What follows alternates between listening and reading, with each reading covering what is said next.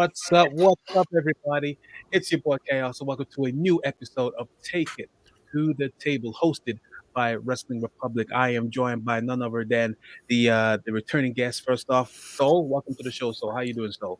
Oh, good to be back. Plenty of alcohol. We're ready to go. Yes. And of course, we've got the most anticipated guest of the show, and that is none other than Ignacio. How you doing, sir? How you doing? Pretty good. Getting over my mania cold. Apparently, that's a thing. You go to mania, you get a cold, according to this group that I'm in. So it's all the hype. All the hype dies down, and you like. Yeah, to be honest, I that might be true. I've kind of encountered a couple colds after my first couple manias, so that might be not far from the truth. So of course everyone is in their newly bought shirts. I can tell. Obviously, I got my the white head of the table shirt. Ignacio's got the KO Mania shirt, and of course, what have you got, Soul? Come on, man. I got a nice Marty Scurll villain shirt on. That's it. Cancelled. That's it. So, and that's the last time you're gonna see Soul on the show. No, I'm joking. I was waving that banhammer on your ass, but but no, yeah. As back to the show, we got a jam-packed show for you guys today. We're gonna be talking about of course SmackDown. I guess SmackDown after Mania, not non-SmackDown after Mania. We're gonna dabble on, of course, Dynamite this past week, as well as of course Ignacio. He's also one of the lucky guys that was part of the 77,000 plus at Mania. So we're going to obviously go through some of the matches and what he thought of the card and his highs, and most certainly the ones I'm looking forward to, the lows. And of course, he's of course, like as promised, we're going to talk about Ring of Honor, Supercard of Honor. I know we're a week late, but better late than never. We just had to obviously wait until we got Ignacio on the show so we can obviously talk about that. As well, on the news side, we're going to be talking about Tony Khan as well, with some certain comments that he's been tweeting. He's been going nuts on the old Twitter. So obviously, we'll be talking more about that. But yeah, jam packed, as I said. Without further ado, let us take it to the table.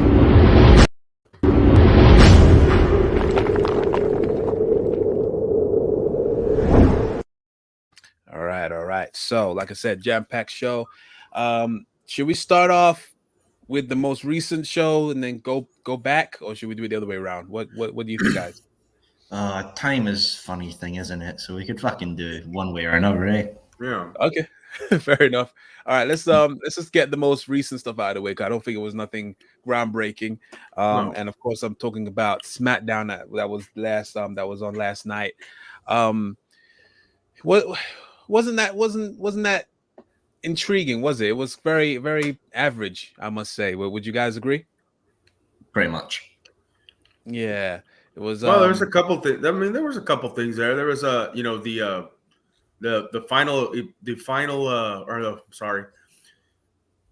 well anticipated, I guess, debut that I thought would never happen of Gunther. Yeah, Mr. Gunther. Yeah. I never thought I would see Gunther on the main roster. But I guess right now with WWE and the trouble that they're in as far as bringing up and making new stars, they have to try something. And I knew as soon as Walter Gunther, als Wiedersehen, they moved him up to 2.0 and decided to change his name. I knew right then and there that eventually they were going to move him up for either an angle or a permanent deal. But I'm glad to at least see him up there, because then now everybody can be taking notes on how to have an actual wrestling match now. So we'll see what comes of that. Well, yeah, I mean, we'll definitely look into obviously what potential angles he could be in, but let's just obviously speak about one of the main highlights of the show, which is of course, like I said, the NXT call-ups. But it was definitely not only the way that they brought them up, but again, we're back with the stupid name changes. It has to be said. So, of course, obviously with Gunther and obviously one of his tag partners, which I think his original name was Martin Birchall, or was that? I'm butchering his name. But either way, yeah, he brought up one half of them, and they've changed his name to Ludwig Kaiser. So they've gone full gun ho with the German side of things. So it doesn't look like it's like the Imperium, but they're not, because they changed the color scheme. They're wearing red jackets. They changed the theme. Everything is pretty much gone. And then not only they got brought up, but also Raquel Gonzalez got brought up, but by the looks of things, she's gone through a total makeover, and she's now been renamed as Raquel Rodriguez. What's your thoughts on these name changes, and what is their beef with their original names? What's your thoughts on that, guys? Who do you want to go first? Because fuck, we could be here all day. Let's go with you, Soul. Let's go with what do you think? Do you think there was anything wrong with Raquel Rodriguez or the Imperium's former team? Do you think it's justified? What's your thoughts? 1 second. There we go.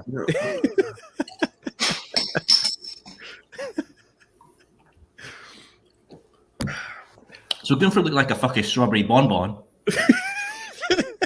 Ludwig looked like a strawberry lace, and Raquel looked like a girl you see on the high street. Yes. What is up? She looked like a badass that was like, you don't dance with her in the club. You just be like, yeah, she's security. I'm staying the fuck away. And another one's like, oh, hey, can I buy you a Jaeger bomb or some shit like that? What the fuck happened to her? I got a feeling that she's gonna be the way that she was built. It looks like she's most likely gonna be a valet more than a wrestler. With that look, she doesn't look like a wrestler. She looks like a valet, a manager. So it's a fucking shame as well. I'm expecting Imperium to get renamed to the Reichstag or something shit like that.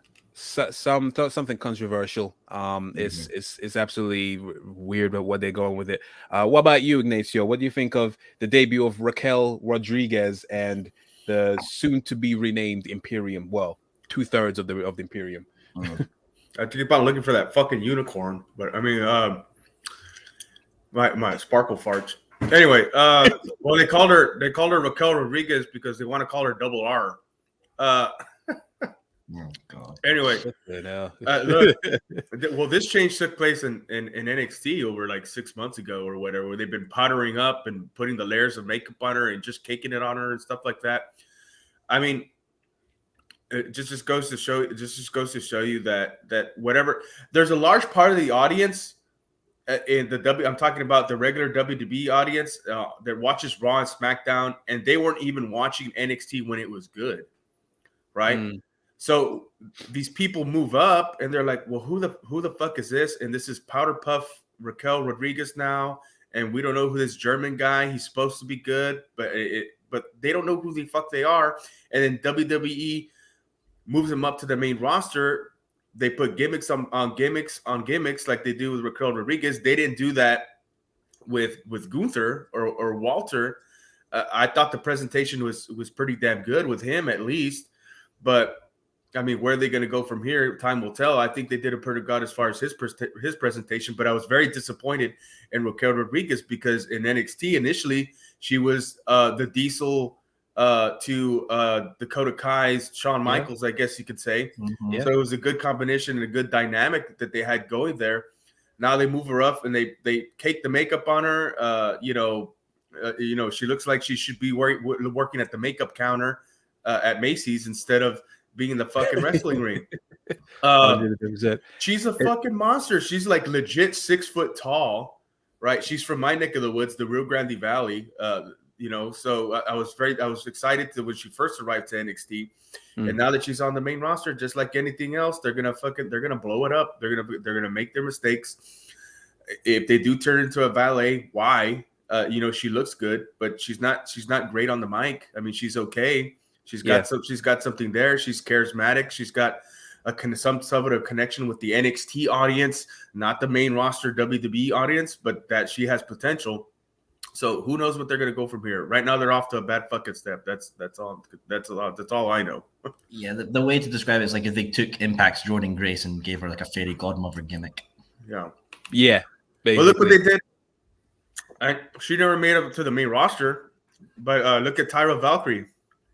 Yeah, she had a great gimmick going. They moved her to NXT. She had somewhat of a great gimmick going. They didn't know what they had with her. They brought her in for a quick 6 month run. She only wrestled like maybe 4 times, and then off she goes. So I mean, I don't really know who's running the women's division there. I know Finley had a lot of influence over them for a very long time. I don't know if he's still with it or what have you, but I would doubt if the women's division is the way it's now if Fit was in it, because Fit was good and he was trusted by everybody. So it must be it's Kevin Dunn. It's Kevin Dunn. Let's blame Kevin Dunn. Fuck Kevin Dunn. Jesus. You would think so because they hired what's his name? People Power. John Laurinaitis. Your arms are so huge, Vince, and all the fuck. They would make fun of him on his podcast, on every podcast. Damn, man. You see it with the outfits that the girls are wearing now, especially Becky Lynch. I know that's part of her character. And you see that the women now that they're hiring in NXT at the Performance Center, 100%.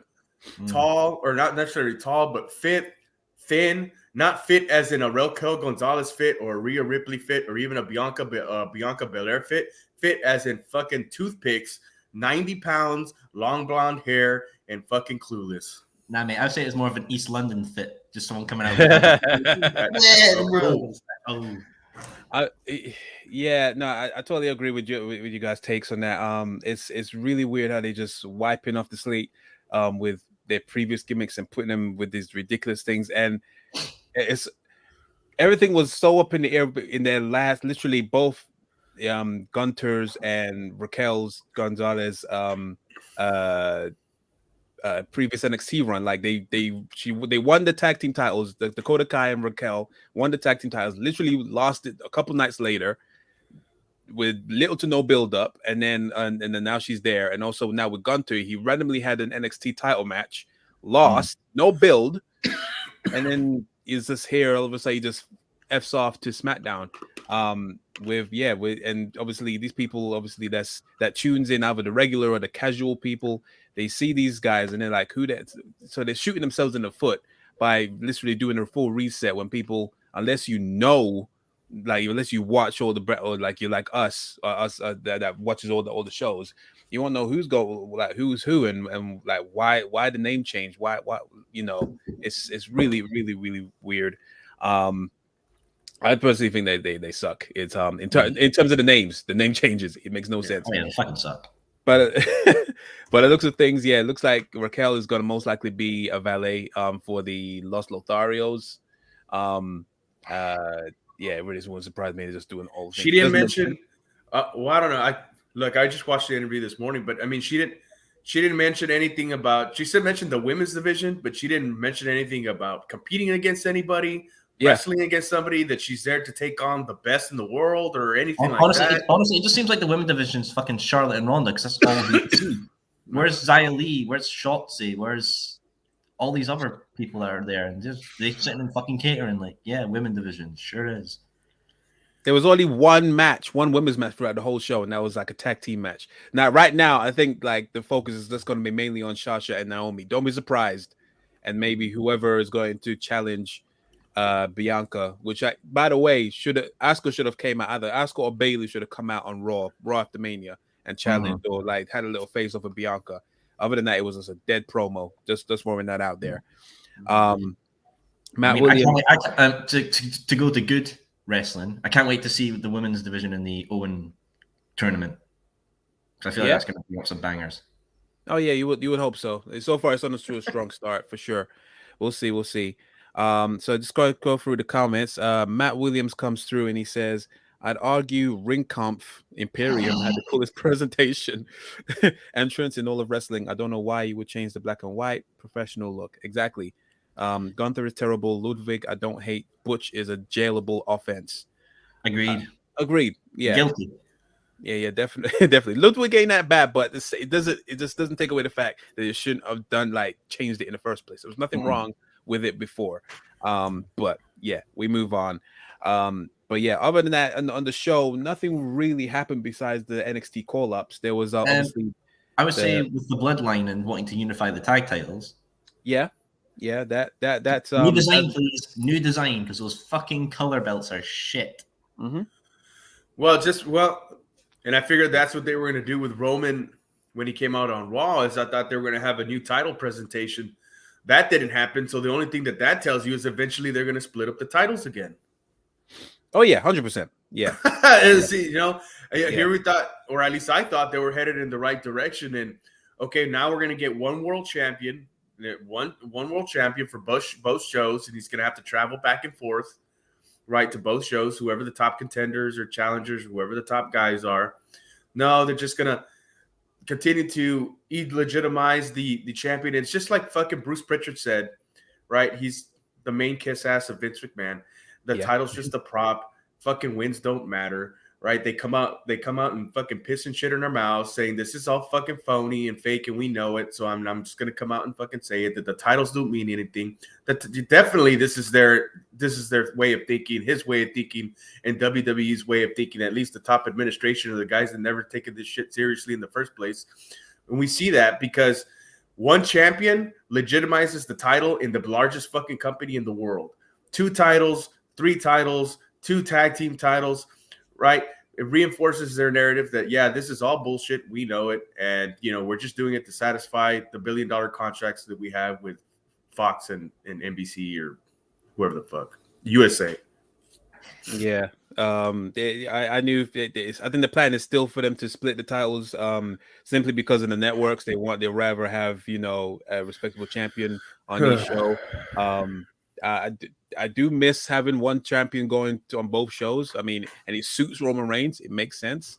But yeah, in terms of unifying the championships, I don't know. I can't imagine them actually winning them on a random episode of Raw. I don't know. I can't imagine it. And especially with how over RK Bro is. You know what I'm saying? I don't think they're going to take the titles off him just yet. They're over. Maybe they'll do it at the UK pay-per-view that's being rumored around. You think they'll wait all the way to then? You never know. Yeah, I don't think WWE likes to wait that long. They love to blow their load very quickly as soon as possible. But 2 pump Vince. Say again? 2 pump Vince is pretty 2 much. pump Vince, 100%. But yeah, in terms of a redesign, 110%, it is long overdue. I think there is actually titles have been waiting to be unveiled for ages, apparently, but they just won't pull the trigger for some reason. So yeah. Fingers crossed. I would definitely be here for the Bloodline to actually win the titles and unify them. But because of how RK Bro is over right now, I can't see that happening anytime soon. But we'll have to wait and see. Another segment that was on the show as well, what started off the show was Ronda Rousey. She came out. This was fun. So yeah, she came out. Obviously, she was obviously just giving this promo. Immediately, pretty much instantaneously hit with what chants. As Wrestling Republic actually reported on Instagram, that you could see that she was visibly pissed by the what chants, as if like no one has freedom of speech. And you could tell that she was just blitzing through a promo. It wasn't as impactful. So Caleb Braxton asked her, like, what do you want to do now? What do you want to do with Charlotte? And she was like, I want to have an I Quit match with Charlotte Flair. That's it. And then so they rushed obviously to Charlotte and backstage, and she basically just said, no, it ain't happening. And then Ronda said, I'm going to take your arm, or some other bullshit, some boring Ronda promo. So yeah, are you guys here for Charlotte versus Ronda 3 in an I Quit match at WrestleMania Backlash? It's just it wouldn't be so bad if they just gave her a mouthpiece. I think at the end of her last run, that 2 weeks into WrestleMania, what was it, 35? Yeah, where she main evented with Becky and Charlotte. I think the 2 weeks leading up to it, she cut a couple of good promos because I think she had the help of Paul Heyman. I think I read somewhere, and the promos they sounded real. They sounded like they came from her, and they weren't so heavily scripted. She's a fucking bad actress. She is fucking terrible, and she gets show and movie roles. I don't understand how these people get shows and fucking movie roles. Ronda Rousey was a thing like 5, 7, 10 years ago. She's not a big deal anymore. She's not bringing any new eyeballs to any show or product, or she doesn't have the entertainment value she had back then. Her promos are monotone, heavily scripted. And you mentioned the what chance. I read that, and I didn't watch SmackDown Live. I went back and and watched it, I DVR'd it or what have you. Mhm. They had already taken out the what chance. Oh my god! Because I didn't fucking hear them. They had already piped them out or tuned or whatever. You could see that she's annoyed with the crowd, but they had already piped out the what chance. So you just see her kind of like and then Braxton, tries to move her along. She can't get a fucking promo. She's never been out with a crowd that gives her that kind of attention. She's not like KO or Vince himself, how they tried to do it with him and they fucking shut him down like in an instant. Right? Yeah. She don't know how to fucking do that. Definitely. So, but give her a fucking mouthpiece. What you're telling me that Paul Heyman's a fucking attached to Roman Reigns' ass 24 hours a day? Have her fucking coached. It's that simple. They have, I believe, at the Performance Center, they have a whole wing of the fucking Performance Center dedicated to promos. Why don't they send her down there, or just don't have her talk at all? Because they probably don't want to offend her or anything like that. It's like, hey, you can't really talk, and then she'll just scream what at their face and we'll get into it. I'll save it for the WrestleMania portion of the show. But their match wasn't that bad at all. It was good. I'll save it. Whatever. I mean, to me, the only highlight was Charlotte's tit having a fucking rave in her fucking. No, but yeah, no. I think she definitely to save her from getting turned on by the fans.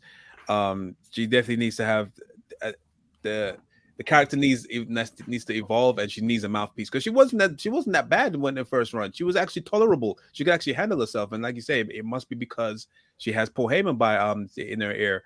But now, ever since she's come back, everything feels like she's just not just scripted but phoned in. Like, and her gear sucks as well. It's all that black shit. It doesn't look really vibrant. Where's the kilt? Where's the leather jacket? Where's like the cool badass look everybody likes? The thing is, it's there, but you just like you don't notice it because like she just sucks the energy out of the room. It's really, and I feel bad because I was one of the guys that was campaigning for her to come back. I couldn't wait for her to come back because I enjoyed her first run. Now I'm just like, I could care less. It's something needs to change for her to last. I regret everything I've ever said. I'm sorry, universe. Not only that, but she's the first segment on the show, on the first SmackDown after WrestleMania. And she comes out she got screwed at WrestleMania. And she comes out smiling, shaking hands with babies and all this shit and kissing people and hugs and smileys and all that. She should have stormed to the fucking ring, got on the microphone, snatched it from Braxton's hand and said, not exactly like this, but fuck all you all. Charlotte Flair flucked me out of the fucking title. That was bullshit. I had her pinned dead to rights in the middle of the ring or had her tapped out. I want my fucking rematch. Get out here, Sonya Deville or Adam Pearce, and give me my fucking rematch. Everybody around and then replay the video, and everybody around the world who didn't see it could see it. Like Nisso, they couldn't play the video because Charlotte's tit was hanging out. Oh, was it? Yeah, she had a wardrobe malfunction. Man. But yeah, it looks like she's pretty much an afterthought because wasn't there a backstage segment with Adam Pearce, and apparently she sent him a letter that she wanted to speak to him, and he was just like, nah, I'm busy. Yeah, fucking letter. What year are we in? I know. It was like a letter, like wax engraved. Like, dear Mr. Pierce, I was screwed in WrestleMania. I hereby invoke my rematch. This is yours, Mr. Rousey. P.S. Fuck you. I was just like, what was the whole point with that whole letter thing? Because nothing came out from it afterwards. But yeah, I feel bad for Ronda. But yeah, it's whose fault is it really? Also, another return this was kind of spoiled from the dirt sheets before. Lacey Evans came. She didn't come out to the crowd. She was a little backstage vignette. It looks like she's pretty much ditched that, women's rights sort of thing, like the 1950s. Yeah. And now they're basically humanizing her, another humanizing, and she's obviously given us her true life story and how she grew up in the military. She's been suffering from mental, emotional, and physical abuse, all this kind of stuff. What do you think of this? Do you think this is the right choice for her? Do you think she should have went back to her old gimmick? What was your thoughts on the gimmick change for Lacey Evans? Let's start with you, Ignacio. Oh, Surprise. yeah. Anyway. Well, I think what they had going for her before just wasn't well. What wasn't working was the relationship with Ric Flair. That was fucking ridiculous. But not necessarily her previous gimmick wasn't working. But I think the more you touch into the real person, who the person is, and multiply that by 10 or 100 or whatever, right? You have a better chance of getting somebody more who's more emotionally invested in themselves, in the product, right? Because from what I understand, she wasn't a wrestling fan, right? They I think her dad was a wrestling fan or something like that, or what have you. I forget the story, but if you touch into who the person really is, and then multiply that times 10 or 100, like they did with Steve Austin and The Rock, and so many people who have had success doing that, Scott Hall, Kevin Nash, whatever, multiply their personalities times 10 or 100 or however you want to say it, you have more of a chance of that individual being more invested into their character, into their product, and into their in-ring work ethic, right? She's already in tremendous shape, right? We saw that. We've seen that before. So she probably just needs some in-ring work. Definitely does. She's still green.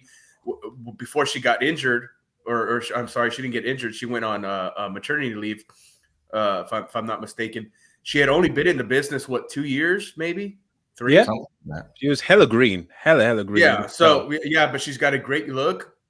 She's got a great work ethic as far as staying in shape. If she puts that amount of effort into her in-ring work, I mean, she's everything they like. She's fucking tall. She's blonde.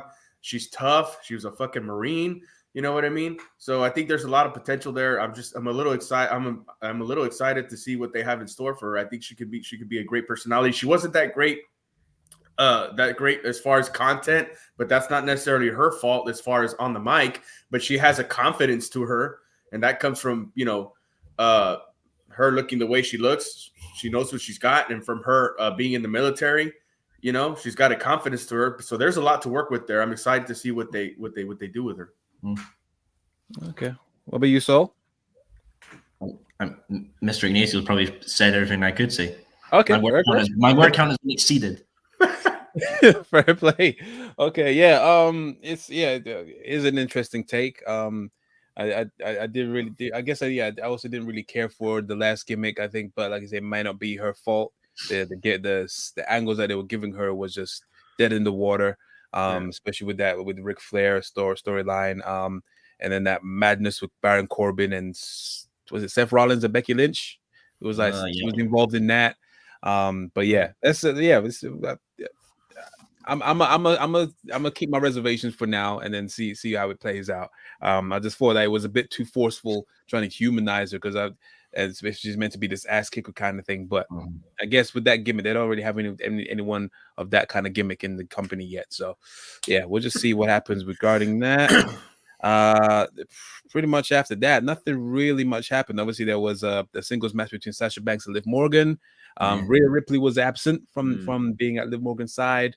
But I guess you didn't need her because Liv Morgan pulled off an upset win against Sasha Banks. Do you guys think this is a burial of the tag team champs already? I think it's just a forever burial, isn't it? They're already fucking 24 feet under.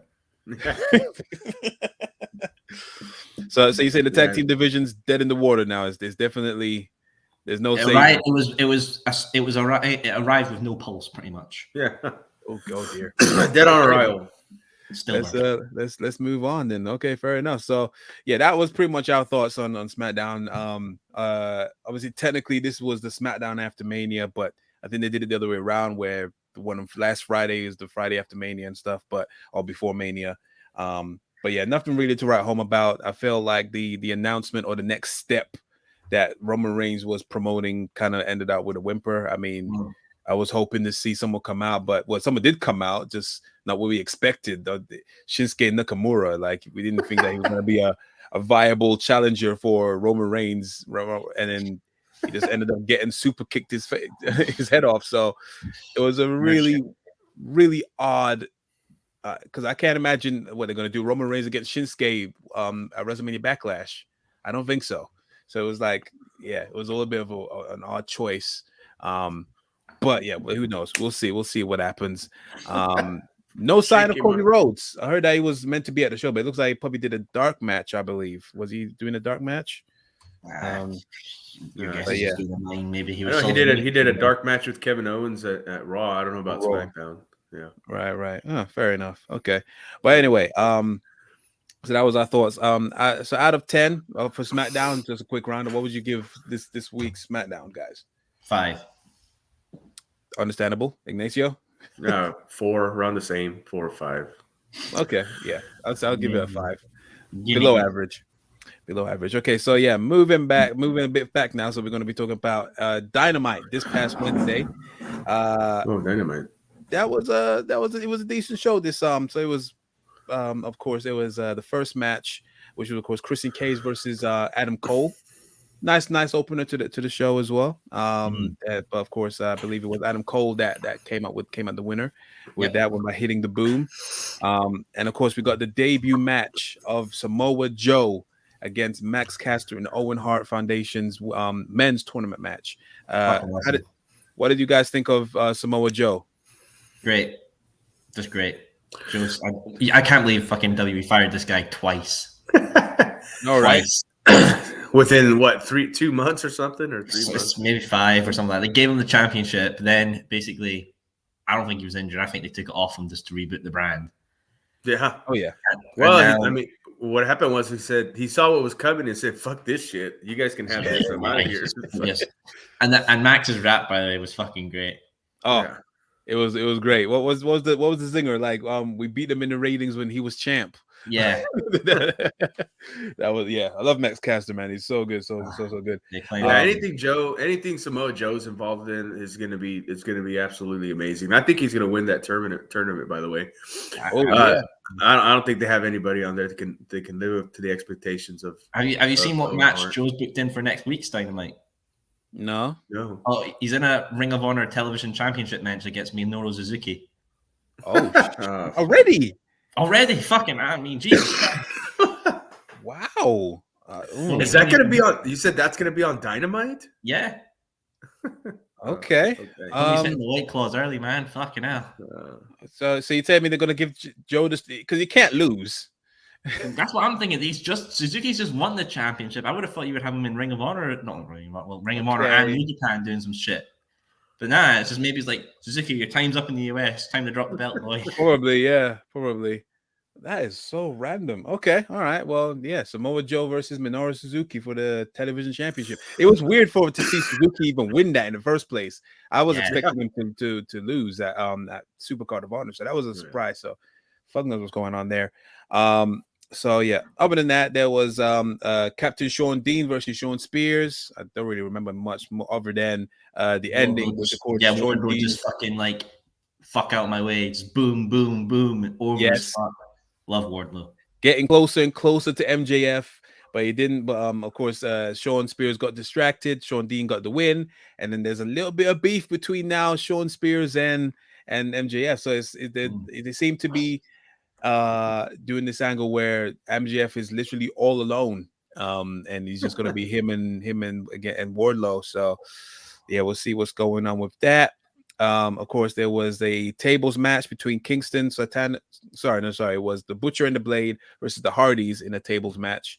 What did you guys think of that match? Hardy's table match. It's great. Did you think there was a slight botch in terms of when Hardy got eliminated? Do you think he should have got eliminated because he got suplexed into the table, but it just went flat? So. Fair enough. And even though he got eliminated, he still eliminated the rest of the team, which was kind of weird. But yeah, that was that. Go on. I think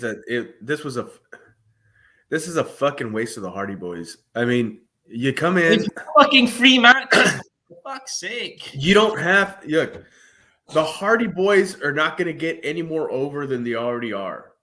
They have 25 years or 20 years or 25 years of fucking fandom behind them already. You don't need to expose them on fucking free TV like this against underneath fucking bullshit tag teams. When's the last time Butcher and The Blade, and the Blade, and Private Party. Private and Hybrid, and all these fucking guys. When's the last time they even fucking won a match? And you have them in a competitive mud show fucking bullshit match on national television or global television or whatever. When's the next?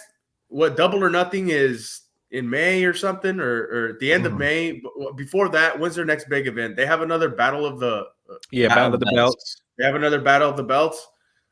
Well, goddamn, how much of a rating they would have fucking popped, or how many tickets you think how many more tickets you think would have sold if they had the Hardy Boys against whoever the fuck the tag team champions are at Battle of the Belts? You can't shotgun it though, because if you shotgun it, people are going to be like, "Oh, you're just pushing them in all the way. Fuck all the other guys," and not. It's the Hardy Boys. I know it's the Hardy Boys. I know it's the Hardy Boys. They're not going to get any more over than they already are. But you can't. If you can't have competitive Hardy Boys and just immediately put them right in the tag team people, you're going to get fucking people in the internet wrestling community just go, "Oh, you're just already fucking pushing them. Fuck all the other guys already been there." You've got to establish them no matter what. I think even if they don't need to be established. They're the Hardy Boys. Look, Hardy Boys aren't my favorite. Obviously, aren't my favorite tag team of all time, but they're probably one of the most best money drawing tag teams of all time. Everybody fucking knows who they are. They have 25 years of fandom. You don't need to build them. They don't need to beat anybody other than anybody in a upper mid card to top spot, which everybody in the fucking AEW tag team division is fucking lower card, except for the maybe FTR, and if they brought the fucking Briscoes in, which we'll get into later. Excuse me. It's just wasting their time, bad booking. Everybody knows that the Hardys separately, they don't work, right? Jeff, he has some fandom, fanfare. Matt Hardy just doesn't work alone. Even with that fucking delete bullshit, it didn't work out. The Hardys are best together, right? So book them the way they're supposed to be booked.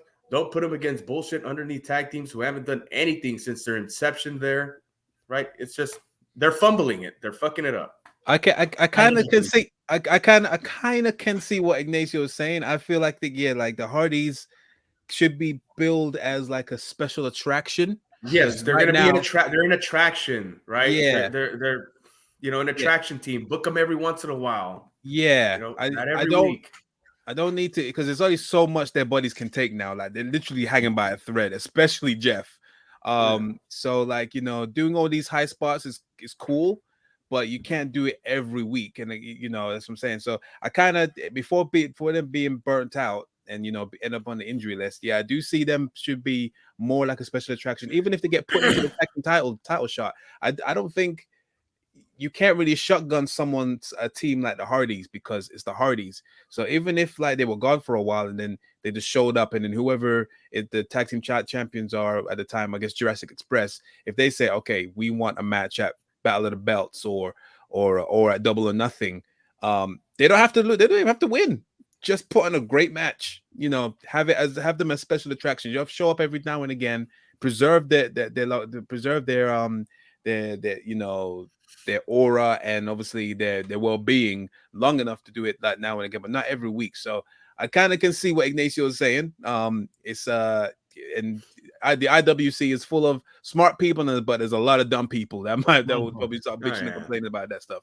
So me personally, I do kind of see what Ignacio is getting. I kind of agree that it should be more of a special attraction instead of doing these crazy ass bumps every week. So that's why that's my stance on that. I don't know if you can agree with that, Soul, or you totally fine with them. Well, damn. Well, what's the time here? Somebody from Wrestling Republic fucking agrees with me. Mark it. Not fully. I mean, that's what I'm saying. Just to a degree. Just to a degree for sure. That match is gonna be sick. Oh, sorry. I was just reading some of the comments. Matt Williams says this. I don't even know what match you were saying. Could you please say in the comments what match you was on about? But that was my thoughts on that. But what else happened? Of course, there was the main event for the AAA and ROH Tag Team Championships, FTR versus the Young Bucks. Match of the night, obviously. Very, very good. If anything, much better than the first match. I feel like because this was in front of actual fans compared to the last one, They feel like they really put their all into this match. A lot of close calls, hard hitting. I wouldn't say it's not as better as their last match FTR had. Of course not. We'll get into that. But yeah, definitely it was high. It was hard hitting. It was good. And the right team won. So but yeah, what do you guys think of that match? I actually thought it was great. 4.5 out like a 5 or something like 4.5 out of 5. What we gave on Wrestling Public, it was great. I mean, I got no complaints of it. Maybe a few too many like close calls or something like that. But besides that, FTR and the Bucks, it's fucking money worth. It's great. No complaints. 100%, 100%. And here comes Ignacio to shit on my parade. What do you think of it, Ignacio? What do you think of it? Well, the right team went over. That's for sure. Mm-hmm. I was kind of surprised about that. Very surprised, actually. But it's a typical Young Bucks fucking embarrassment bullshit tag team match. Nothing like they had. Nothing like they had with the Briscoes at Supercard of Honor. You know what really pisses me off about the Young Bucks is they can have a good, sensible tag team match if they wanted to, but they choose not to. It's all about spots and hip, and let's just get to another spot and next spot, and you know they can sell if they wanted to. They can have a good technical match if they wanted to. They can have a tag team match that makes sense that they wanted to, but they just fucking choose not to. That's what pisses me off more about them. So now let me get into these quadruple W and ROH tag team championships, right? So I had a big argument with a friend of mine who I went to WrestleMania with. He said, "Well, what do you think about this belt collector deal?" And it's the same thing I thought it was Kenny Omega. When it's a bunch of fucking tag team, when it's a bunch of titles that don't mean anything, it doesn't work. ROH is AEW 2.0 now. Who cares about what happens in AAA? Because those titles don't mean just about anything as any other tag team title means nowadays, right? They're in another part of the world. It's hard to follow, right? Because you can't find it on TV, whatever, unless you go on YouTube or whatever, wherever they at AAA broadcast their content on. I don't know if they have an app or something. Like TV. I don't know. So it's just they don't mean anything. It's like collecting titles from every other mud show in every other city in the fucking country and putting it on TV. They don't mean anything. Right. So if the titles don't mean anything, the gimmick doesn't mean anything. It doesn't work. Right. With Kenny Omega, the Impact titles didn't mean anything because Impact hasn't meant anything in over 10 years. Right. Just like the NWA title doesn't mean anything nowadays. Doesn't matter who's holding it. Right. Yeah. Definitely if Matt Cardona's holding it. Right. Yeah. By the way, you know, Chris Jericho stealing another fucking gimmick, the sports entertainer, except Matt Cardona does it better, by the way. Anyway, yeah, so the titles, it doesn't work because it doesn't mean anything, right? And now let's say if and I'll start with Kenny Omega because they did it with him. If Kenny Omega went to which is not going to happen, right? If he went to New Japan and took the IWGP heavyweight title or the IWGP Intercontinental title doesn't exist anymore, if I got that right, or the U.S. title, right? And then went over to WWE and took the Universal title or whatever. Well, it's not going to happen, but then it would mean something. But if it's ROH or AEW 2.0 that we have now, and if it's AAA and Pro Revolution, whatever heavyweight, they don't mean anything. So the gimmick doesn't mean anything. It's shit. Get away from it. Just put the fucking AEW World Tag Team titles on FTR and just call it a day and let them bring something to tag team wrestling. Let it mean something again. Fair enough. Regarding the AAA tag team titles, to be honest, I barely know much of them. And the only time I watch AAA is when it's on Botchamania. I know that place can be a shambles when it comes to certain matches. Yeah. If they mean anything to them, if they mean anything to the promotion, then why are they always giving the titles to foreigners, Americans or Europeans or Canadians or whatever? Fair play. Yeah, I don't even know where to even start with that one, but yeah, I mean, just because they don't even believe in their own wrestlers in their own promotion. that too. Yeah, of course, yeah. It is a shambles over there. I know that for a fact. I can't really follow AAA, but going back to the AEW match, it was good for what it was. It was obviously nowhere as good as what they had, the match they had at ROH Supercard of Honor, which we'll get into. But yeah, it was all right. So let me ask. That was a question I was going to ask you, Ignacio. What was the last Young Bucks match that you enjoyed that had the chemistry, the right physicality, with that you felt like they actually cared? What was your last actual enjoyable match of the Young Bucks? You can see in his mind he's pulling up the Rolodex, going through it. The match they actually had with Hangman and Kenny Omega was okay, close to what I would expect from them. It was a mixture between, yes, it had good action, and yes, it had the spots, but it also had the violence and the story to go along with it. It was pretty good, and if that played out in the match, that was probably the last Young Bucks match that I semi enjoyed. Okay, fair play. No, it wasn't the cage match with Rey and Phoenix, because that was another fucking abomination. Let's move on. Go, calm down, Soul. Calm down. All right, let's just move on. Let's just check got fucking shots of tequila up there, bro. I'll fucking go through the bottle right now. Going straight to the comments. Comrade, welcome back to the channel, bro. He's asking Soul, what match is Soul watching behind? Oh, it's just a fucking Hibs game. I'm trying to keep updated while doing this. Fair play. Dedication. He actually said, "Ew, is it MLS?" It's not Major League, but it's not Major League.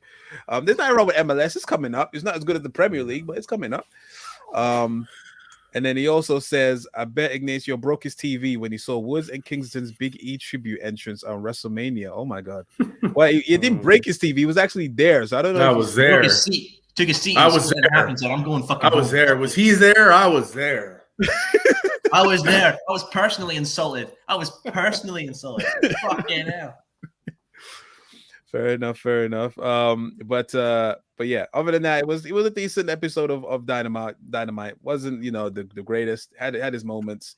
Other than that, I can't really think of anything meaningful that happened on the show. But yeah, let's just move on a bit further back now. Let's go to the stupendous weekend. And obviously, before we go on the weekend, let's talk about last episode chaos with my question to the fans. Man, my apologies. Yeah, it was meant to even say that. Yeah. Of course, yes. So of course, so basically, a couple episodes ago, our guest Soul basically put out a question to the Wrestling Republic fans out there to say, and he asked them what should be his next title purchase. He said, anything but the Divas title. So, but yeah, he's now obviously raked in all the recommendations, and obviously which ones had the most is going to possibly purchase. So please, Soul, even I don't know what their title is. So I got the top three. I've got top three. All right. So the third popular choice was the ECW title, the 06 version to the 20, before the big silver belt. Okay. The WWE ECW belt. Okay. I like that belt, so I would like to get that one, but it's not top choice. So fucking hell, out. The second top title was, surprisingly enough, the European title. What? Yes. Yeah, but obviously we can't buy that. We're not in. A lot of people said that was cute. Everyone said it looks cute. I was just like, it's cute. Fucking hell. Yeah. Then again, we're not in the European Union, so I can't buy it legally on a technicality. And the number one choice was any women's belt. So I need to. There we go. Divas. Oh man. What about you, Ignacio? What belt do you think Soul should get? Dude, I don't know. The only reason why I don't get into belts, I do Funkos, of course, as you guys can say, but I don't. Man, dude, it's just kind of an expensive hobby. I mean, each belt you buy is gonna be like $200, $300, $400, $500.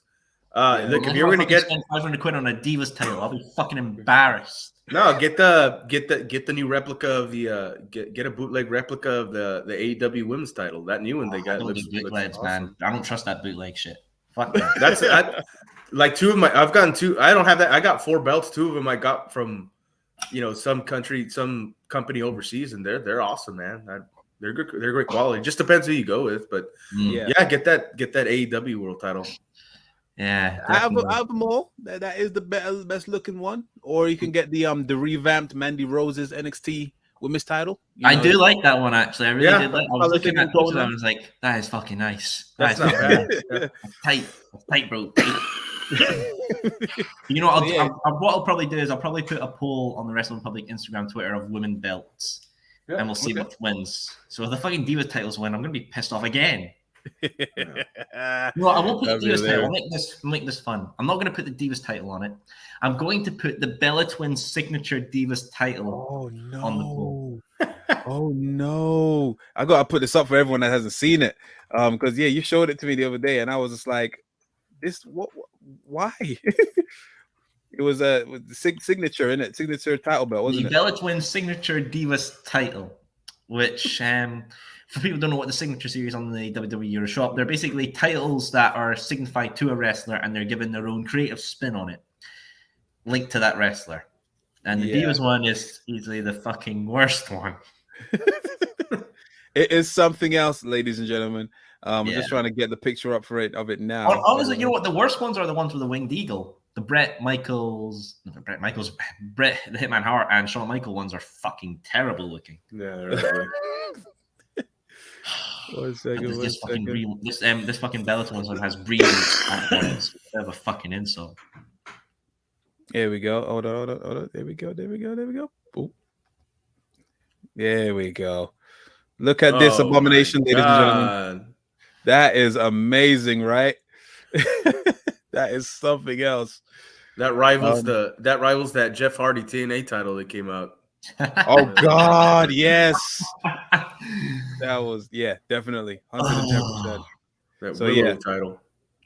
Everyone, please put in your. He's obviously going to put a poll up, of course. Of course, choose which title is which Divas title. Sorry, women's title. Sorry, they should get. But leave your that can't be making them any money, right? Like, is anybody actually buying that? Well, it's on discount, so if you want to call it a freaking discount, flipping hell. But let's go back onto like the most stupendous weekend, and like I said, obviously we've done our individual WrestleMania reviews on both nights as well as Raw after Mania. But our friend Ignacio was actually there at the event at AT&T Stadium. Was that your first time ever being there, Ignacio? No, I went the last time they went to Dallas for 32. Oh, so you was there? Okay, so I was there as well, but I was like above the stage, so I was no cheap seats. It was pretty fun. Well, you in the rafters like Sting, just looking down like this. I might as well have been flipping everyone, but it had a big ass screen in the middle, so I was just like, I'm cool, I'm good. But how was the give us your thoughts. What was the experience like? What was your thoughts on this year's WrestleMania? Well, with WrestleMania, I mean, the brand WrestleMania sells itself, right? For the most part, it is the showcase of the immortals as far as the wrestling and sports and entertainment industry. I mean, if you're WWE, pretty much made it clear this isn't the show for the wrestling purist, and goddamn, it wasn't. But I mean. It's the most stupendous, blah blah blah, whatever. But if you want a pure wrestling purist show, then you watch Wrestle Kingdom, right? Yeah. But as far as like wrestling / entertainment value and all that, WrestleMania is the number one in the world, and it's always an amazing atmosphere. The crowd was at least for night one, which I'll get into in a little bit. Was lit, was into it. I mean, didn't seem like the show started off and had to do a lot with the opening matches. Yeah, started off cold and just grew and went from there. And it's just like it never stopped. It was just got better from beginning to end after match, after segment, after segment, after segment, after segment, which the way Raw used to be, it's the way SmackDown used to be, it's the way all WrestleManias were before. Yeah. A night one of WrestleMania was like better than the past 5 WrestleManias. Right. And then we get to night 2, and then we remember when night 2 reminded us that we're watching WWE shit. Yeah. So I'm sorry, go ahead. No, I was just about to say, it just what we said in our reviews was that night 1 was definitely more they had more entertainment wrestling, like it was more wrestling related, and then night 2 was the entertainment show, like they had all the gimmicks, all the bells and whistles, everything. But it was bad. Yeah, but it's bad. But I'll say this. Look, well, first of all, we weren't even going to go to night 1. Me and a friend of mine. I went with a friend of mine. We were just going to go to night 2, and we were at WrestleCon. Which, if you've never been to a WrestleCon, if you're planning on going to WrestleMania in LA next year, go to WrestleCon, because basically anybody who's not signed with WWE is at WrestleCon. Which is like, they had at first they weren't going to have anybody from AEW there. Then they had Moxley, Jungle Boy, Dr. Britt Baker was there, Adam Cole was there, and then you had your legends, Trish, Lita, what do you call it, Ted DiBiase, Honky Tonk Man, Bret. I got to meet Bret Hart, who's my all-time favorite. Oh, nice. And I told Bret, and I've wholeheartedly meant this, wrestling would be a lot better with more Bret Harts in the world. Honest and truly. Right? We see that from CM Punk. But yeah, Jeff Hardy was there. And his line, Jeff Hardy was only there for one autograph session, and his line was like out the door, down the stairs, out the door to the hotel. Fucking insane. But yeah, so we weren't even going to go to night 1 until we met some buddies there at WrestleCon, and they said there, it's like, hey, you guys, that's what you're here for. You're here for WrestleMania. Just go, just walk up, buy tickets. They're not fucking sold out. Just go. So we looked online, we got some pretty good seats at the last minute for $100 or so, $150 or so. And fuck, I didn't regret it.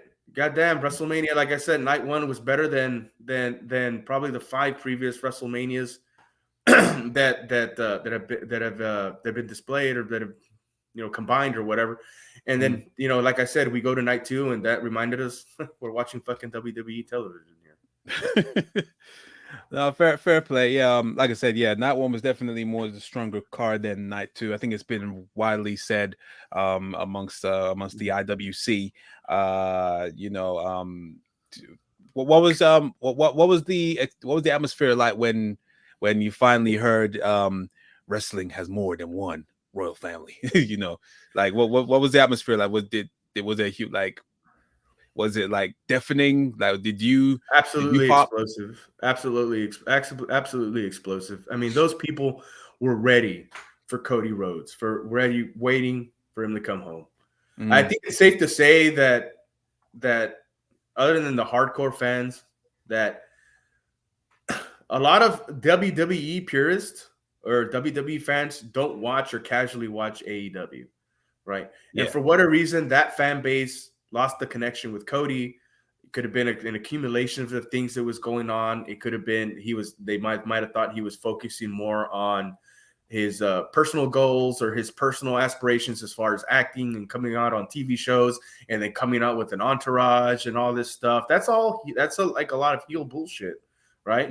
But then look at this. He takes a couple of months off. Cody, everybody knows he's a better worker. He's seasoned. They were just waiting for Cody Rhodes to come back home. And that, I venture to say, Cody, I know for a fact that out of both WrestleMania shows, Cody got the second best pop. We all know who got the first, but he got the second best pop. I mean, it was just absolutely electrifying when he came out, when that music hit, when that voice came out. Wrestling has more than one royal family. They were absolutely ready for Cody Rhodes. Now, go on. Go ahead. No, I was just gonna say, like, were you surprised that they actually did not touch a single thing on his? They got the music, they got the attire, they got the power. Were you surprised at that?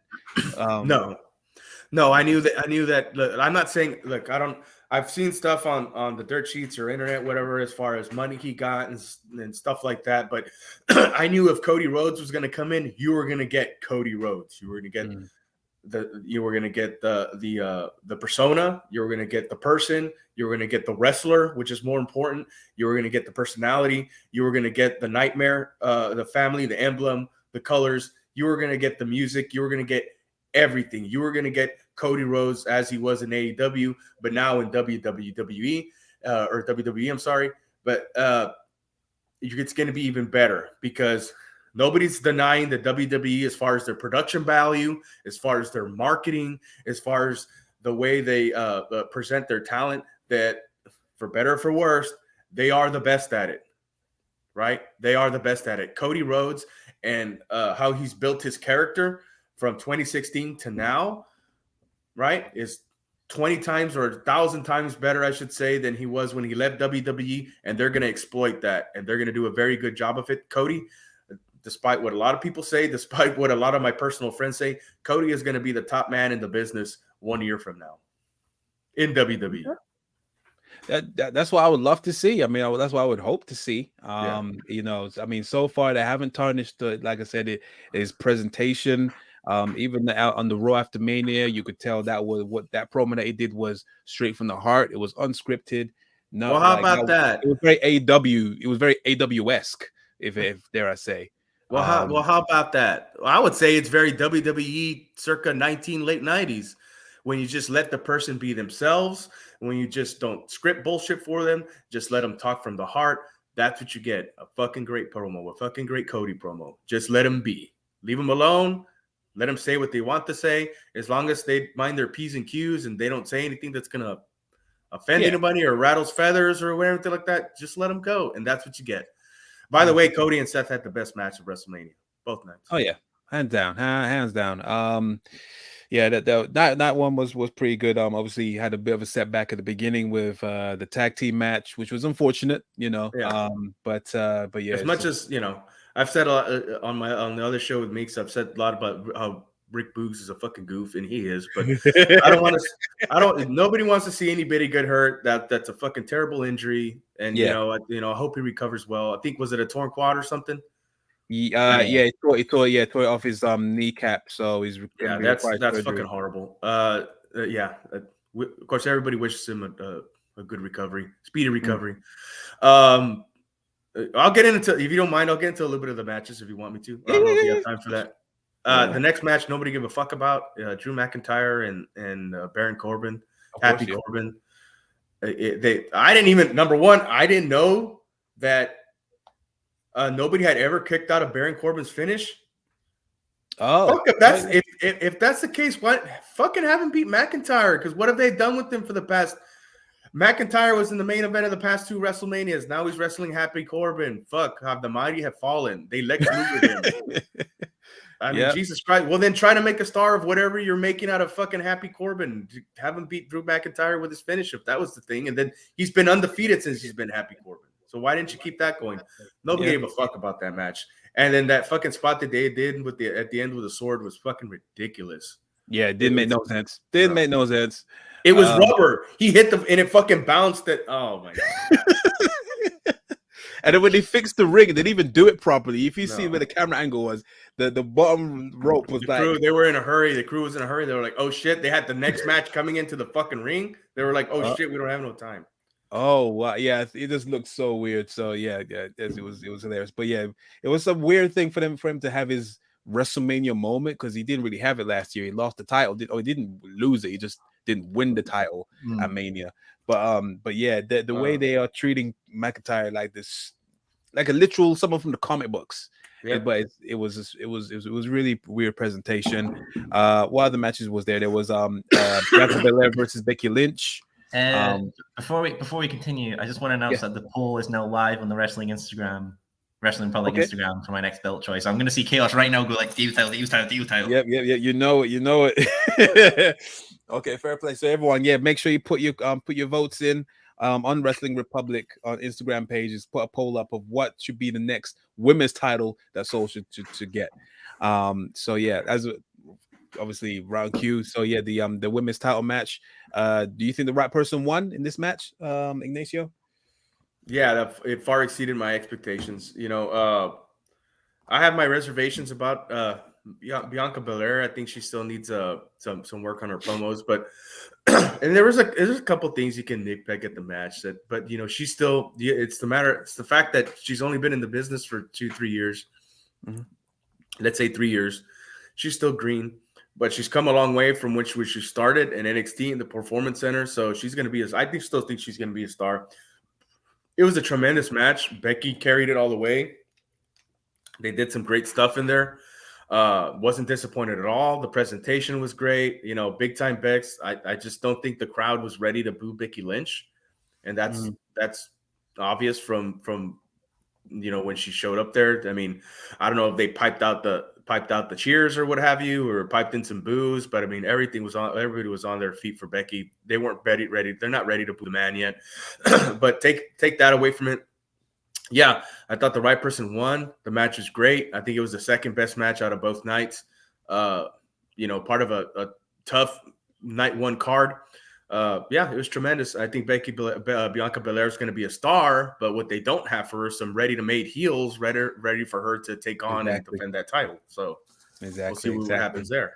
And of course, what do you think of the main event, which was of course it was actually the main event, Stone Cold Steve Austin returning after 19 years on the retirement list, facing against Kevin Owens in a no holds barred match. What was the atmosphere, and what was your thoughts on how the match went? Oh, I thought the roof was going to blow off the joint. I mean, when Austin's music from this, I mean, I'm talking about from when the second they heard that glass break, everybody, the babies went in the air. Was great. I mean, they blew the roof off the fucking. And Austin is so good. You look at that segment with Kevin Owens, his facials, just the way he carries the crowd. He's just so fucking good. I would hope everybody in that locker room was watching that segment, and I'm pretty sure they were, but I hope they were taking notes. And Owens is so good. You know, everybody was saying that the only way Austin was going to do this is if he got to pick who he worked with. And I'm absolutely 100% sure that he picked Kevin Owens. Like, he handpicked Kevin Owens and Kevin was cool. Not enough people are giving credit to Kevin Owens online, at least that I've seen. Fuck, he did. He played it perfectly. Oh, Austin, you got your bad knees, you got your bad back, you got your bad neck. But other than that, you're fine. You're okay. I challenge you to a match. I got a bad back, but I challenge you to a no holds barred match. Fuck, that's so good. And then Austin comes out. He's riding the four-wheeler. They shoot Owens. They shoot to Owens. He's yawning. Yes. He's rolling his eyes. All that stuff is just damn, that's ad-lib. That's like you can't tell it. Nobody told anybody for these guys to do that. They just did it. And there's just Austin had the crowd in the palm of his hand. And for the match that they did, that's as good as match, or that's the best match that Austin could have. Oh yeah, 100%. Right. You know what I mean? And they did absolutely great. You know, I was just proud to say that I was in attendance for Stone Cold Steve Austin's last match, because absolutely, and they did it the right way, by the way. A lot of people say, well, how come they didn't advertise the match? They would have sold 20,000 more tickets or something. Well, because everybody's expectations would have been too high.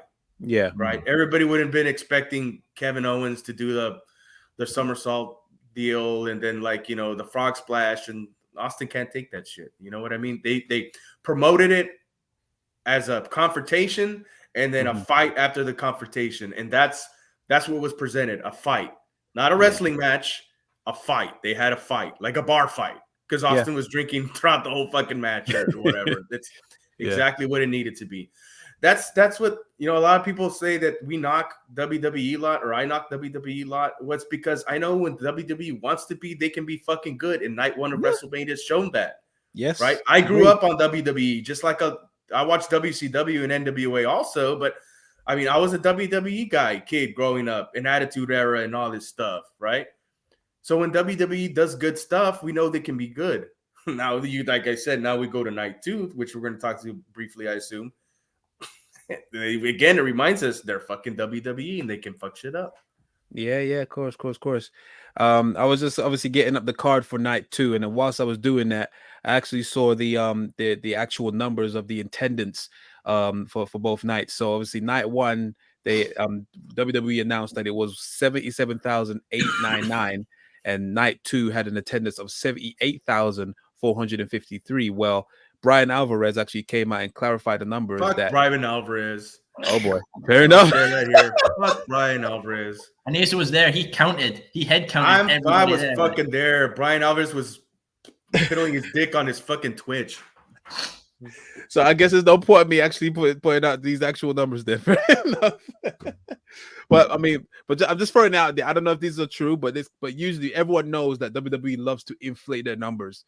So that's why I'm just pointing it out there. So obviously they said it was 78,000, 77,000, where he said they actually sold 65,700 for night one, and then it was 65,653 for night two. So it was actually a slight little smidge lower than night one. So either way, however you put it, fucking WWE, and again, I was there. They made a tremendous amount of money off this fucking WrestleMania. I'm sure. Not only with tickets, whatever they make from fucking Peacock, whatever they paid them, merchandise fucking sales. I mean, I went to the Access store every fucking day. I was there every fucking day. It was packed with for the panels, for the autographs, for the merchandise, every day. They made a boatload of fucking money off this WrestleMania. I definitely like to go to a Mania now. I think it'd be a fun experience. Oh yeah, you should, man. You should. Look, I'm not even joking. I'm seriously thinking about going to the one next year in LA. So who knows? Can I take you with me so I could get blasted drunk and you could just wheel me around in a wheelbarrow? Oh, for fuck's sake. That's going to be every night though, bro. Hey, it's going to be every night. It's going to be every day. Morning, breakfast, lunch, dinner, supper. No, serious. We'll see what happens. We'll see what happens for sure. But yeah, let's keep it on WrestleMania. So of course that was WrestleMania. That was night one. And then it was obviously night two, which had a better opening in terms of a tag team match, RK Bro versus the Street Profits and Alpha Academy. There was Bobby Lashley versus Omos. Slow-mos, yeah. And of course, Ignacio's favorite match, I'm sure, Johnny Knoxville versus Sami Zayn. Match of the night. Yep. Edge versus AJ Styles. There was obviously, and then the second match of the night, Pat McAfee versus Austin Theory, then Mr. McMahon, and then Roman Reigns against Brock Lesnar for the winner takes all match. So obviously, I'm sure you have some reservations about this night too. We've obviously done our review already, so the floor is yours, Ignacio. What was your thoughts on night two, and what was your highs and lows? Well, the opener, I mean, three-way matches, whether it be singles or tags, they're all fucking clusterfucks, and nobody knows how to do them anymore, right? So they're all pretty much the same. I mean, to me, this was just a way to get Randy Orton on the card because he's the only real worker, storyteller. Chad Gable's good. He's really good, actually. And it seems like he's getting a little bit more comfortable with his promos on Monday night. A lot of people say, like a friend of mine that I went with, it's so fucking hokey. I'm like, it might be a little hokey. Kurt Angle did hokey shit, but eventually that after a while they went with his true character or the true person he was, and that was the wrestling machine. Yeah.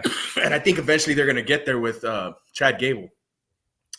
You would hope so. And then they gave the Olympian, two-time NCAA heavyweight champion Gabe Stevenson a spot in there, right? He looks like $1 million. Let's see what they do with him. Mm-hmm. Other than that, it's a clusterfuck, these three matches. Riddle, I wish he would go away. And then we go to the slow-mos and Bobby Lashley. Again, just another reason to get Bobby Lashley on the card. I was glad to see him. Not much of a match. No. Omos is very green, doesn't know how to work. There's only so much a guy that big can do, right? But whatever slow-mos can do, he doesn't do well. I'll branch off of what they went on Monday Night Raw. Does Bobby Lashley need MVP? No. Not really. I don't think so. I mean, are they better together? Yeah, as a heel group, yeah, but like you said, as a babyface, no. Is that what Slow-Mos needs? He needs a lot more than a mouthpiece, and he needs a lot more than MVP. But I mean, He needs a mask. And then we move on for probably the most fucking embarrassing, humiliating, and degrading thing that I've seen in my 33 years of fandom in wrestling. Oh dear. This was a fucking disgrace. I will never see another see another Sami Zayn segment again. Oh no. I don't give a shit what happens to him. He should be off the face of the wrestling world. The wrestling world, not the world. I just don't want him in the fucking wrestling business anymore because he embarrassed everybody he's worked with, everybody who trained him, everybody he's been associated with, anybody associated with this match, who produced it, who was in it, who saw it, should be fucking fired, or to go with a comment that was made earlier, should get 3 to 5 years in a maximum security penitentiary. This was fucking embarrassing. The most embarrassing thing that's been in the wrestling business. We don't have the Intercontinental title on WrestleMania. We don't have the U.S. title on WrestleMania. We get fucking Johnny Knoxville on WrestleMania. Sami Zayn got pinned, lost to a 55-year-old a botched finish, by the way. 55-year-old man-child who needs a lobotomy. This was just a fucking disgrace. I've never been more disappointed at anybody in the wrestling business. And even Jericho. I'm even throwing Jericho in there because I don't think Jericho probably wouldn't touch this bullshit. This was fucking awful. And it's just, I hope they erase it from the WWE network. Nobody fucking bought a ticket. Nobody bought a ticket to see fucking Johnny Knoxville at WrestleMania. Nobody bought a fucking Peacock subscription for however much it is. $2, $5, $10 to see fucking Johnny Knoxville at WrestleMania. You know, there's that one Jackass fan in the crowd, like, oh, they didn't make any money off this. Nobody got over. Nobody saved face. Sami Zayn doesn't really give a fuck anymore. Obviously, he's just getting paid. He realizes his spot now. He's not going to be at top of the card, just probably like Kevin Owens did, although Kevin Owens made out better. He's just going to play along and get paid for the next 3 years or whatever he was. But this, even Sami Zayn can say no. Oh yeah, I'm not gonna do this. This is fucking, put somebody else in there. I'm not gonna fucking do this. This is not gonna go down. Well, apparently he even put a tweet himself saying that this was one of his most favorite moments of his entire career. So yeah, that's it. That's it. Like, look at this Twitter. He's actually said it himself. So he's proud of it. Like, that must have been good, bro. I am never watching another Sami Zayn segment again. This was fucking embarrassing. This is just an embarrassment to the business. More embarrassing than anything the fucking Young Bucks have done. Anything that fucking Kenny Omega has done with fucking wrestling blow-up dolls and brooms and people in dresses and shit. This is just, God, this. I'm getting sick just thinking about it. Fair enough. Let's move on from this fucking bullshit. Yes, damn it. Oh, in a second, we'll wrap it up. So yeah, I mean, Edge. Let's just quickly blitz through these. Edge versus AJ Styles. You enjoyed that? I think it felt flat. I think the crowd there. I think it's just they were expecting more, but it's just, I don't know. It's like it was a very methodical match, which is what I like. But I just think they never picked up the pace. Yeah, just like with Cody and Seth, it was a very Cody like match with Cody and Seth, where it starts off slow and they build and they picked up the pace. And I think with AJ and Edge, they just never picked up the pace. And they just kind of got stuck. And that's, I think, a lot have to do with Edge just isn't as mobile as he used to be. Okay. I think you put Christian in this match, you get something different. But I just don't think Edge is as mobile as he could be. I don't know if somebody was injured, but I just think the match just felt flat for me. And it just wasn't, it didn't meet my expectations or probably anybody else's expectations. I think they lost the crowd and then they couldn't recover. And then it had a shit finish, right? Damian Priest walks out, but minding his own business, not doing anything, is enough to distract AJ Styles for 10 seconds. Then he decides to fucking do an elbow or phenomenal forearm, Edge spears him. That's it. It was a match that never picked up the pace. They lost the crowd. They couldn't recover. A bullshit finish, right? Which led to a bad presentation. So fair enough. And to cap it all off, what do you think of just the best move to an elderly man, Stone Cold stunning Mr. McMahon? Like, what was going through your head when that happened? No, it's was just one of the things that you couldn't. Everybody knows that McMahon's taken the worst stunners of all time. So in that case, you wouldn't have it any other way, But Austin, that wasn't going to be Austin's last stunner. That's why he called in Pat McAfee, who did a phenomenal job, by the way.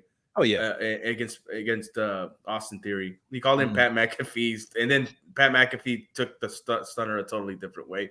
And then Pat McAfee gets it, because after that, I'm talking about, this is minutes after the stunner, they have a shot of him on the ground and he's chugging a beer, drinking. or that. Yeah. So he gets it, right? Yeah. But I mean, he did McAfee did a tremendous job in this match. And why? Because he's a fucking athlete. He's not a wannabe rapper. He's not a fucking moron kicking himself in the balls on TV every other week at 55 years old or whatever. He's an athlete. When you do this with athletes, it works because they're athletes. I'll say the same thing about Logan Paul. The guy's he's a gimmick boxer, right? But he has professional boxing experience. He's somewhat of a shooter. He's been in the ring. So it's believable when he does it. And he didn't do a bad job in his spot at WrestleMania. Right? I have my reservations about allowing celebrities coming in here and getting celebrities over your own talent over, but it worked in this case with Logan Paul and Pat McAfee. I wish Pat McAfee would do this full time instead of fucking around with Michael Cole every Friday night.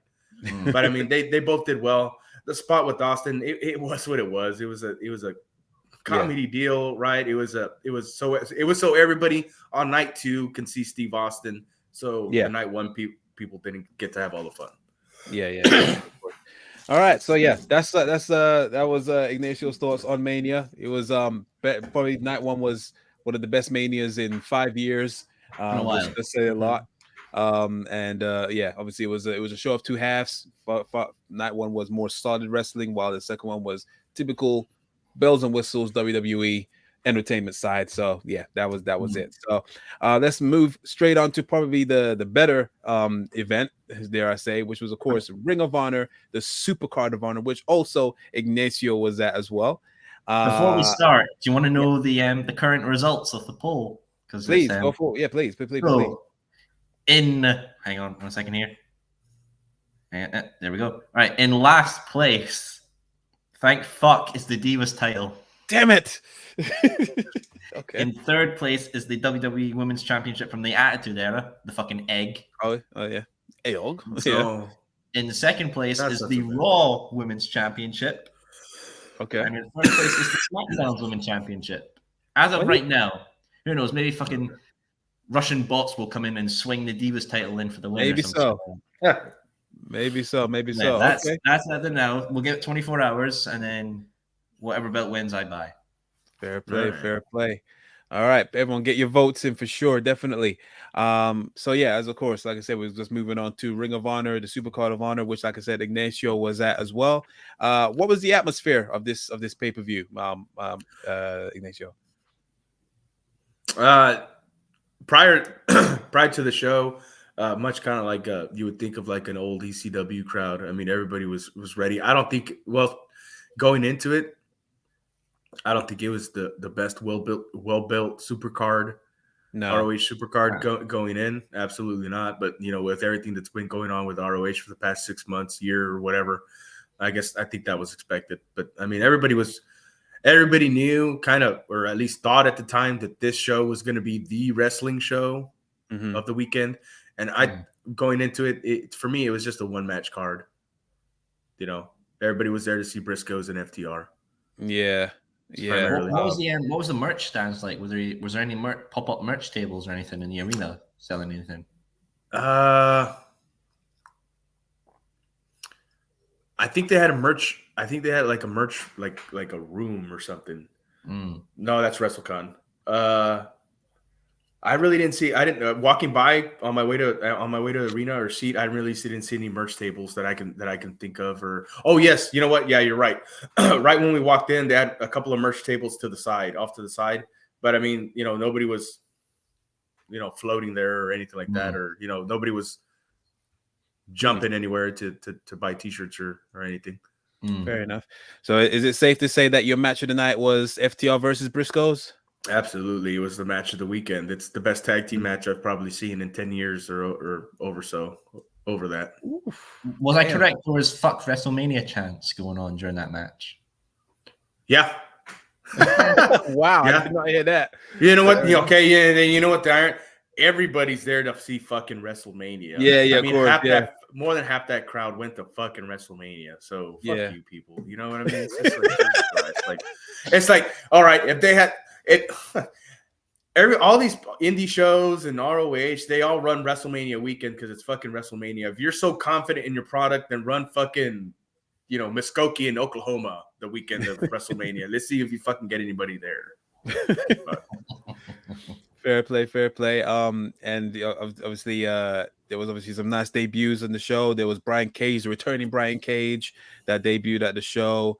Of course, but the highlight of the show was, of course, at the end where Samoa Joe makes his return home, dare I say. Still currently the longest reigning ROH champion of all time in ROH. Correct. And he was there and he choked out what's his name? Not Jay Lethal, the other guy. Sean J. Dutt. Yeah, him. And yeah, a little bit of face off with him and Jay Lethal. Jay Lethal went heel earlier in the night as well, fully gone dark side. So yeah, there's gonna be that. Do you think it's gonna be challenging for the ROH title, or do you think it's gonna be like the gatekeeper of ROH? What do you think his position might be at ROH? Obviously, he's gonna be on both shows, AEW and ROH, more than likely. So what do you think? If he's gonna be a gatekeeper, or if he's gonna be challenging for the title, maybe even take the title? What's your thoughts on that? What would you like? How would you plan him? I don't know. I think the way he's been planned has been shit lately. I mean, been fucking losing all over the place in AEW. I haven't seen him win a match on Dark. What the fuck? Come on. Oh, wait, you talking about Jay Lethal? I'm talking about Jay Lethal. Who are you talking about? Samoa Joe? I'm talking about Samoa Joe. Oh, Samoa Joe. He just fucking debuted. Jesus Christ, man. Oh. Joe. Lethal, he's all over the place. Yeah, but go on. Joe. Yeah, Joe's gonna be. He's gonna be booked like a monster. I think you're gonna.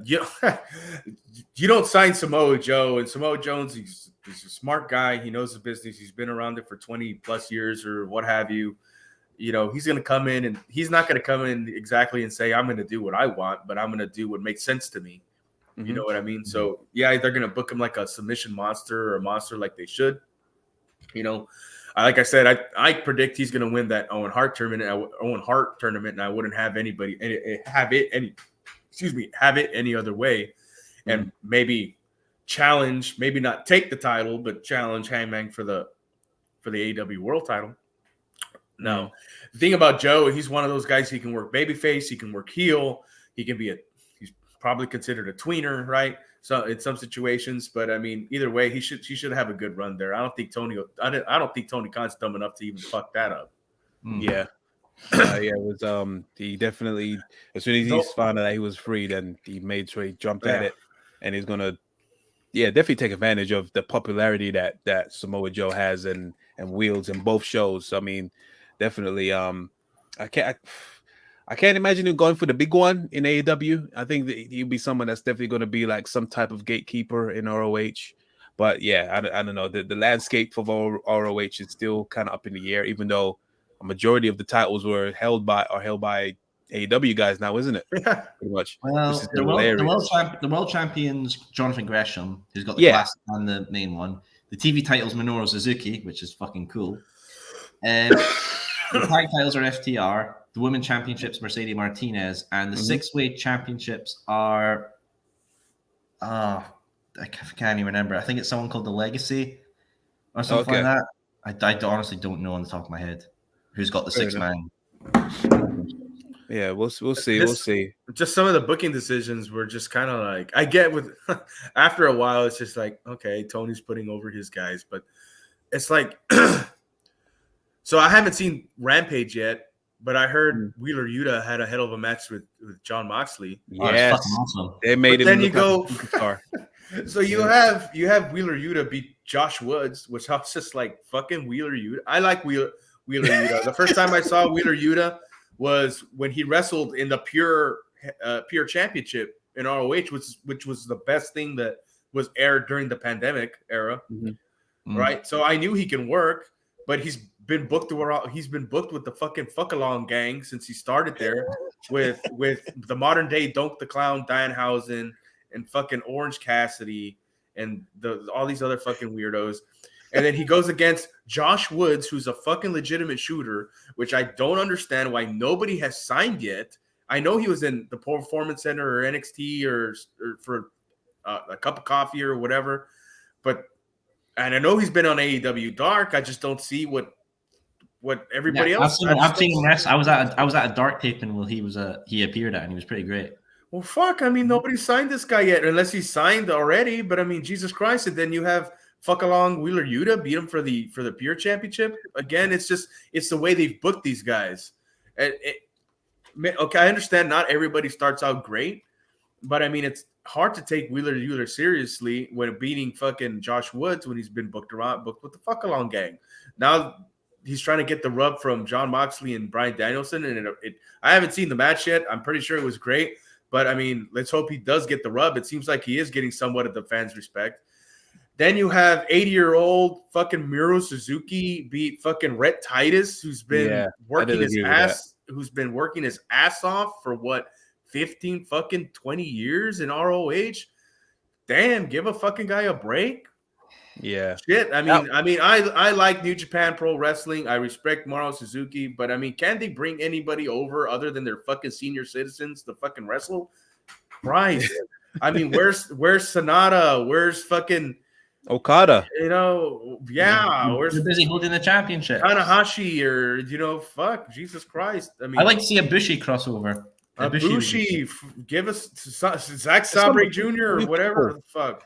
They brought over Kenta once, and then that was it. So I don't know what this relationship. I know that the pandemic is still rife in Japan right now. I understand that, but surely they must come to some kind of compromise, because right now they are recycling through the people that they supposedly have this working relationship with New Japan. So but yeah, I think Okada's coming to this. I think Okada's coming to the States soon as well.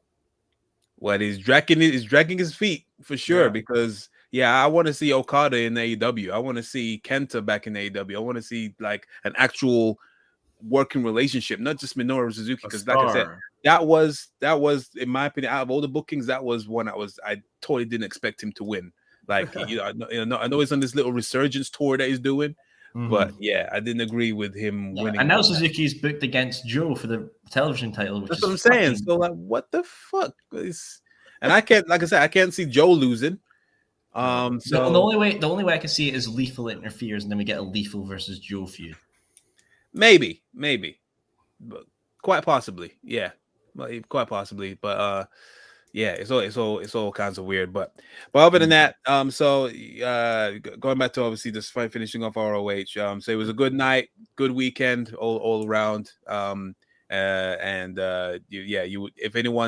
you advise anyone that wants to do a WrestleMania weekend, go to WrestleCon or ROH, then Mania, basically? Is that what you advise? There's just so much to do. You want to do everything, but you can't do everything, right? That's true. That's true. If you're an autograph guy like I am, I'm an autograph and picture guy. So I was married to WrestleCon for like 2.5 days, and I met a lot of great people. I didn't get to meet everybody that I want to, but I got, Bret Hart, Ted DiBiase, Mike Rotundo, Bray Wyatt. Bray Wyatt, Shawn Michaels at Access, Finn Balor at Access, Goldberg at Access. I told Goldberg I should post a picture online or something. I told Goldberg when I walked up when we took our picture after he signed my Funko Pop, I said, "You need to give Bret Hart $1 million, man, for ruining the career of the greatest of all time, the true GOAT." And then Goldberg put him in a jackhammer and just fucking squashed him. Well, it looked like it. But I mean, if you're gonna go to a WrestleMania, if you're planning on going to WrestleMania next year, which is gonna be in California, then California's start saving now. It's fucking expensive. Yes. But I mean, try to make a week of it. I went there. I got there early Thursday morning. I left Monday morning. So, there's so many things to do. There's everything for every kind of wrestling fan. Even GCW was there. Garbage Championship Wrestling ran a show like at fucking 3 a.m. or some shit. AAA had a show there at WrestleCon. If you like to flip flop and fly onto somebody's fucking crotch bullshit. I'll say this. I want to go to WrestleMania, but I need to know, Ignacio, California, is there any good bars? Drinking? Is there good beers? Is there good whiskey? Is there good tequila? I need to know this information. Oh, I mean, if it was in Texas next year, I'd be able to. That California, I assume it's in fucking Hollywood. It's in LA, so I'm pretty sure they got strips and strips of fucking bars. Yeah, I'll tell you, I only got loaded. I only got loaded the first night I was there because at the hotel because all the legends were there I stayed at the WrestleCon hotel. So when the night I was drinking, fucking Godfather was there, Rikishi, D'Lo Brown was there, Ted DiBiase came down. He wasn't drinking, but he was there. I was sitting next to me at the bar was Brutus, the fucking barber Beefcake, telling his stories. I saw Eric Bischoff and Conrad Thompson there. It's just fun, man. It's just there's so much to do there. You gotta kind of just plan it out ahead of time and just set what you're gonna do, have a plan ready, and then take some money because you're gonna spend some money. Because you have a budget and you're not gonna follow your budget. Just plan to spend next year. Yeah, we should do it next year. Why not? Fuck it. Yeah. No, yeah. All the time, anytime I've been, unfortunately for me, it's been very WWE centric. So every time I went, I always go to the Hall of Fame, the NXT Takeover, Mania, and then Raw after Mania. I'm not gonna go next year. Though Chaos is looking at this is the arena. And there's just me dragging a bag full of belts and memorabilia and whiskey in one hand. Dude, guys had cases of shit, for guys to sign and stacks of belts. It's fucking crazy. I mean, Jesus. I mean, to get a Bret Hart belt autograph, I think was $200. To get an Undertaker, a belt autograph by the Undertaker was $250. I mean. So people are there to spend money, but yeah, it's always a great weekend. I'm not going to go next year, but I'm planning on going for 40, no matter where it is. I'm hearing it's either going to be in Atlanta or Vegas, either one. Okay, I can imagine it being in Vegas at the Allegiant Stadium because that's where SummerSlam was. Yeah, I can definitely imagine that. But yeah, I'm totally down for. This time I want to go to different ones, different promotions. So yeah, if for some reason AEW's in the area, then so be it. But ROH, and then I want to go to a GCW show. Oh boy, here we go. He wants to go to GCW. All right, if it's there, then yeah, we'll give it a shot, and then we'll do a vlog, and then Ignacio can leave his I just like to picture the vlog. We'll start off all of us nice sharp dress and we're gonna go to the show afterwards and eat A&E or fucking ER. Just we're fucked. I'm in pain. Someone else stop it, please. Nick Gage hit me with a light tube. But no, yeah, definitely we gotta look into that for sure. I definitely want to go next year. We'll see what happens on there. But of course, after all that, we've come to the end of the show, guys. Also quickly, I don't know how much time you got left, Ignacio. I know you got to go shortly. But yeah, we just wanted to obviously talk about what Tony Khan has been saying regarding his in-depth research regarding basically he said this: an independent study has confirmed that an independent study has confirmed that much of the staunch anti-AEW online community aren't real individuals. It's a staff running thousands of accounts plus an army of bots to signal boost them. Look closely. These aren't real people. Who'd pay for such a wildly expensive thing? So obviously he's insinuating that WWE staff are basically putting out all these running all these accounts and putting this anti-NTW stuff and then obviously boosting them to obviously mess up the algorithm to obviously paint a bad picture for AEW. He says, he also continues, says, research this one for yourselves. You internet detectives thrive in these situations. Speaking of wild things, make sure you don't miss out John Moxley versus Wheeler Yuta on Rampage. So I was just like, this guy's got time. I swear he runs a football team, an NFL team, and like, what is he on about? I just wanted to get your thoughts on this weird conspiracy that TK has concocted regarding, WWE. He's trolling. He's just trolling. He's having some fun trolling. What? Yeah. I don't know about this. This is TK we're talking about. This guy can go off on a tangent when he wants to. And I could definitely imagine him with a tinfoil hat. You know what I mean? But he said he's gone through in depth. And then it was him and Brian Kendrick sitting in a bar, like, bro. Probably. And then Becky Lynch actually obviously overheard this. And then she has to obviously chime in with her response. And she basically said, almost verbatim, like exactly what he says. An independent study confirmed that much of the staunch anti-Becky in arena booers aren't real individuals. It's a staff running in thousands of AI, an army of bots. Look closely; those aren't real people. Who'd pay for such a wildly expensive thing? And then she does she posts a little gif of Ronda Rousey just looking up. So yeah, obviously everyone's just running with this. TK being TK on Twitter. That's why that's obviously wanted to point out there. Yeah. But yeah, I'm going on a tangent. Like I said, guys, we've come to the end of the show. Thank you very much, Ignacio. Thank you very much, Soul, for joining us on this glorious jam-packed episode of Take It to the Table, guys. It's been a good one. Appreciate you guys having me on. It's always fun. Of course. So yeah, our next show will probably gonna be WrestleMania. So not WrestleMania. Maybe after Raw, maybe after Dynamite, or unless the whole internet, the IWC boils down and something major happens, we'll be obviously covering it. So be sure to keep up to date with us at Wrestling Republic and at official_TITTT on Instagram. But other than that, as well as the next episode, we'll see the results of my replica poll, whatever belt I'm fucking buying. If it's the Divas, of course. And of course, please plug your latest episode of Soul Sessions, please. So the episode's actually coming out today. It will feature myself interviewing the head developer of Retro Mania Wrestling, the 2D art sprite game that's on the PS4, Xbox, every console imaginable. Guys on it like Matt Cardona, Brian Myers, Zack Sabre Jr. is on it, Johnny Retro, John Hennigan. The Road Warriors are on it. We're talking about basically the updates for the game's future, as well as the certain titles that will be added into the game in the future. All right. Yeah, that sounds jam-packed. Definitely. So that'll be good. So make sure you check that out, guys. It is the Soul Sessions on the Wrestling Republic YouTube channel, the one that you're watching this glorious episode right now. But yeah, other than that, I have been your host, Chaos. To my right, that has been Ignacio. Down below has been Soul. Until next time, guys. Peace.